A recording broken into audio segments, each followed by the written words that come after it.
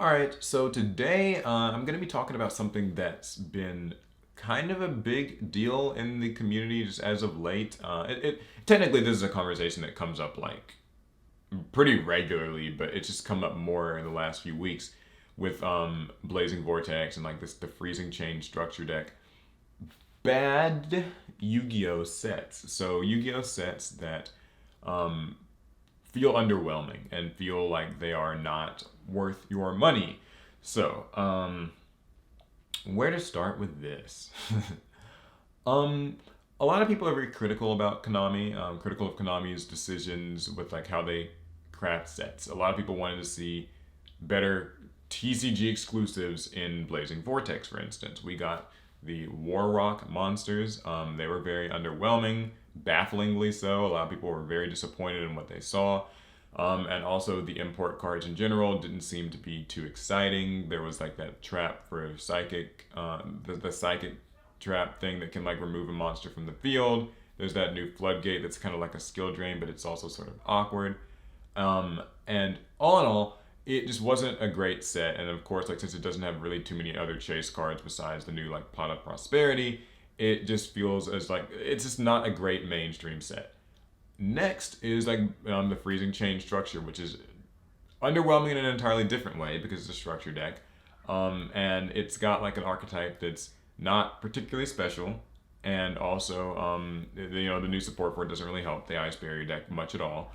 And then like it doesn't have great reprints, stuff that people don't really seem like they want to get their hands on, and a lot of people were looking forward to Cross Out Designator being in one of these two products. It wasn't. That didn't help. And you'll get like Yugi tubers and other people like bashing these sets, bashing Konami, all that stuff. Okay, so here's my stance on all of this. I think that not every Yu-Gi-Oh product is for everyone. And I think many times the more competitive crowd or the more hardcore Yu-Gi-Oh crowd can sort of we have this habit of convincing ourselves that every product should be designed for us. Every product should have great reprints and highly impactful meta cards and like and if a set doesn't have that, then it's garbage. But I don't necessarily think that that always has to be the case. I can speak from some experience. I have met, some people who work at Konami and design these products, and in some cases, their objective isn't necessarily to just appease the competitive crowd. Sometimes it's just to appease casual players. And so people will sometimes look at a set and they'll sort of think the set sucks, but really maybe it's just not for them.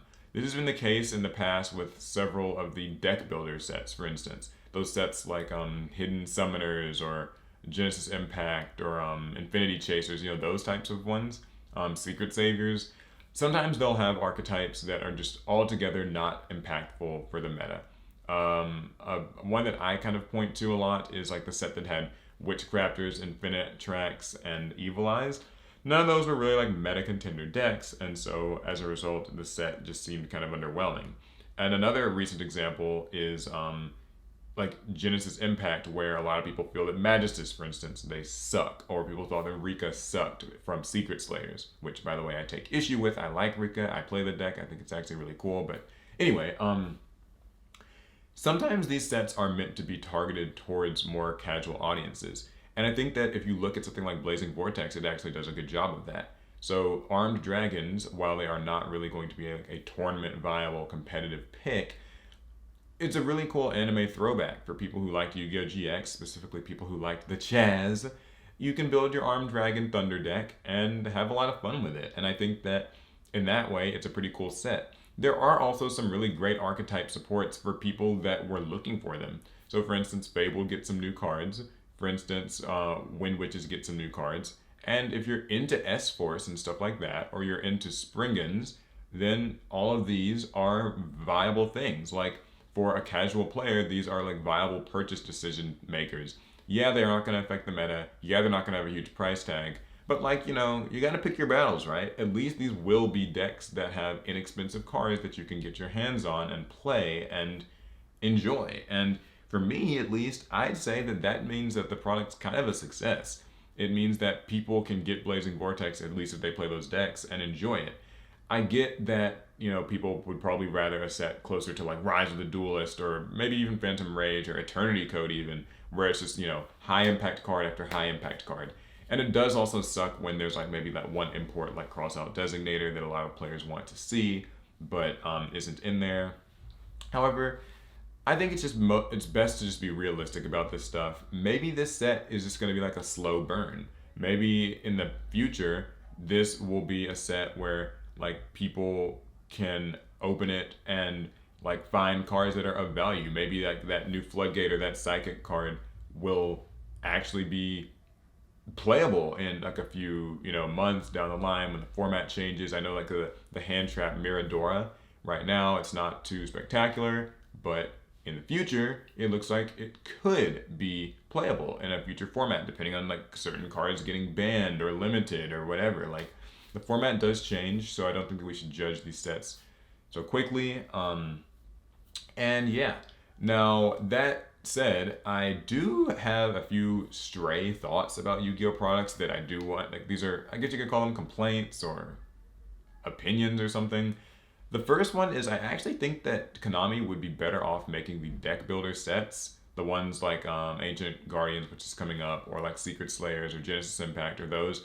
I actually feel like those should be the structure decks. I know that kind of sounds like a weird thing to say, but when you consider the way those sets are like set up, they're designed so that you can buy Genesis Impact, right, and play an Evil Twin deck or a Drytron deck or a Magus deck just straight out of the pack. Like if you were to buy enough packs so that you would get all the cards you need for the archetype are all in there. And I think that it might actually be kind of cool if those were structure decks, maybe instead of, this Ice Barrier structure deck that people clearly don't like very much. I feel like that could be neat. And also, and I might go more into detail on some of this stuff in a future video. Let me know if you guys want to hear more of my thoughts on this.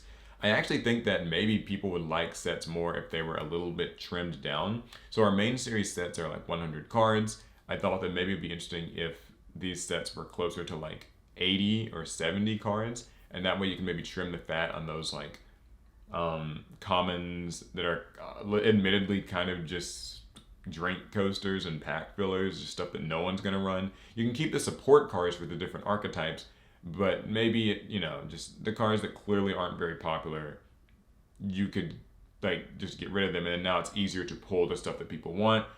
I don't know, I'm not going to get too into that in this video. And the last thing is I feel like reprint sets could also maybe afford to be a little bit smaller.